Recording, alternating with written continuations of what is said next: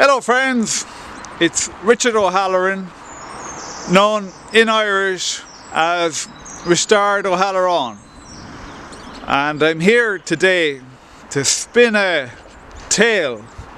We won't call it a yarn because it's a true story that I'm telling, and that begins with these guys that are walking around in society, and we call them the Dracos, the Draco Alliance.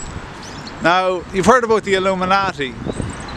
You know, on the internet you hear about this group, a small number of people that own a huge percentage of the world's wealth.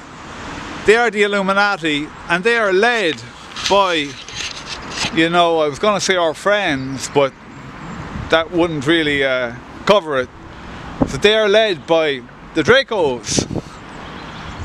Okay, so who are they? Well, not to alarm you, but they are the Irish fairies. And folklore teaches us that the Daedanan, the people of the goddess Danu, they were banished underground a long time ago. So yeah, I have first-hand experience of these guys. So they told me the story over 20 years ago now, that there are people walking around in society that are thousands of years old. So the story comes up in folklore, in rock music, in like legends. There are legends like in the Islamic world, the jinn. You know, the Aborigines in Australia, they know all about these shapeshifters. Right, so I've drifted off the point I was trying to make. You know, the Illuminati. So they plan to launch a fake alien invasion. That's out there. Apparently it's part of the ritual that they have to make public what their plans are. And the thing about it is, men, you and me, they laugh because we don't have the courage to stop them. So that's the Illuminati, as I say, the Irish fairies. And I've covered this in previous videos that I've made, that mankind, we're living in a technologically created illusion. It's like the holodeck on Star Trek, and a lot of that old Star Trek stuff was quite accurate, you know, but there is an information war happening, and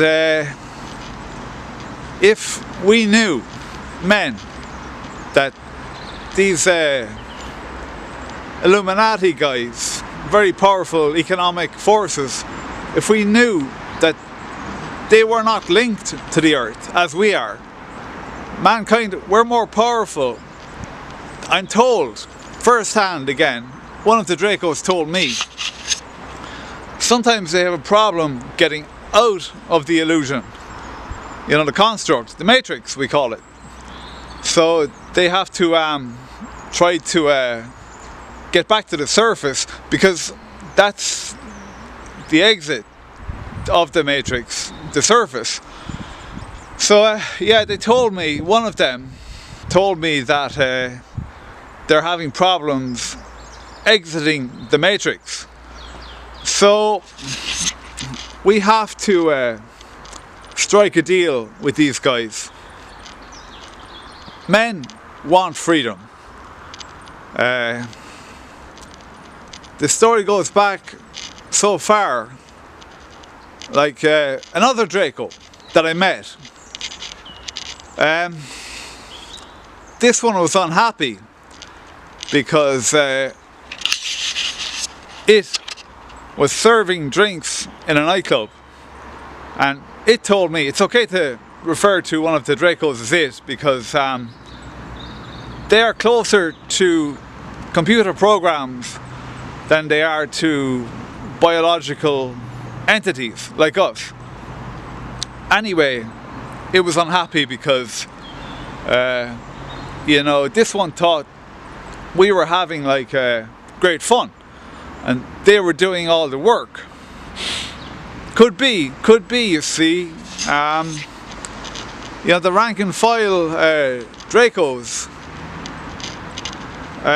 they don't have much say in how the world works, you know.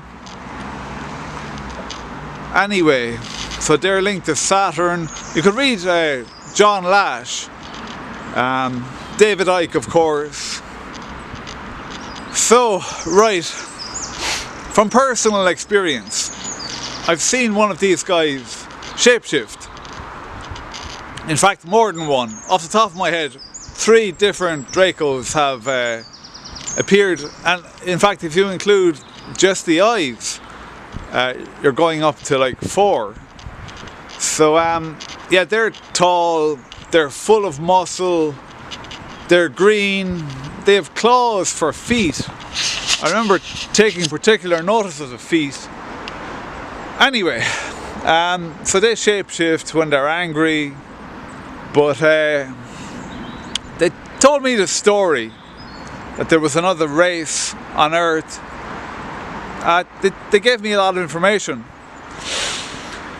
So yeah, I wanted to talk about the Republicans because the Republicans, they lost faith in Tara, and Tara's kingship, you know, it goes on, and the Republic wouldn't make any difference to that.